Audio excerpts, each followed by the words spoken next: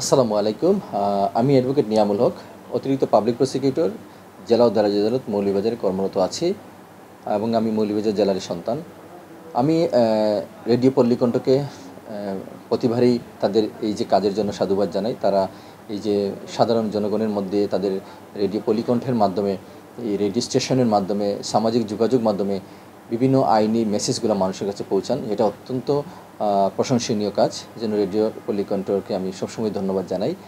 আজকে আমরা একটা কমন একটি বিষয় নিয়ে আমরা আলোচনা করব। সেটি হচ্ছে পারিবারিক সহিংসতা বলতে যে একটি অপরাধ আছে, এই অপরাধ সম্পর্কে আমরা একটা আলোচনা করব।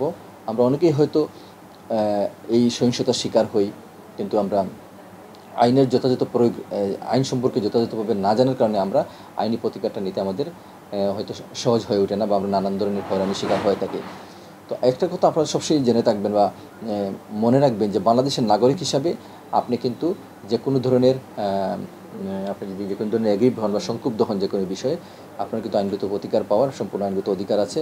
থানায় বলেন, কোর্টে বলেন, সব জায়গাতেই কিন্তু আপনি নিজে গিয়ে কোনো দালালকে না ধরে আইনজীবীর মাধ্যমে আপনার কিন্তু সেই প্রতিকারটা পাওয়ার অধিকার আছে।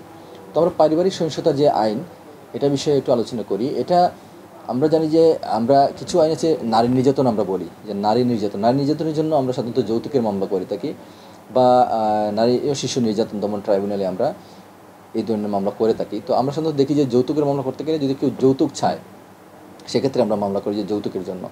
আবার কেউ যদি যৌতুকের জন্য মারপিট করে, অথবা কেউ কোনো নারী দর্শন করে বা হত্যা করে ফেলে, বা যৌতুকের জন্য হত্যা করে ফেলে, যৌতুক চেয়ে বা এই ধরনের ঘটনাবলী দেখে থেকে যদি মারা যায়, তাহলে আমরা যৌতুক নিরোধ আইন 2003 সালের যে আইন, এই 2000 যৌতুক নিরোধ আইন যে আইনটি আছে, ওই আইনের অধীনে মামলা করি এবং নারী শিশু নির্যাতন দমন ট্রাইব্যুনালে মামলা করি। কিন্তু পারিবারিক সহিংসতা হচ্ছে এইসব ঘটনার পরে, অর্থাৎ যৌতুক এর বাদে অন্য অনেক কারণেই আপনি আপনার পরিবারের মধ্যে আপনার অধিকার থেকে বঞ্চিত হতে পারেন। আপনাকে অনেকে দাবায় রাখতে পারে, আপনার অধিকার থেকে আপনার বঞ্চিত রাখতে পারে, সম্পত্তি থেকে বঞ্চিত রাখতে পারে, বা আপনার শাশুড়ি আপনাকে মারপিট করতে পারে এমনিতেই, বা আপনার ভাসুর আপনাকে মারপিট করতে পারে, দেবর মারপিট করতে পারে, অথবা হাজব্যান্ড আপনাকে এমনি মারপিট করতে পারে। এই ধরনের অনেক ধরনের কিন্তু নারীরা কিন্তু এই তার পরিবারের মধ্যে সহিংসতার শিকার হয়ে থাকেন।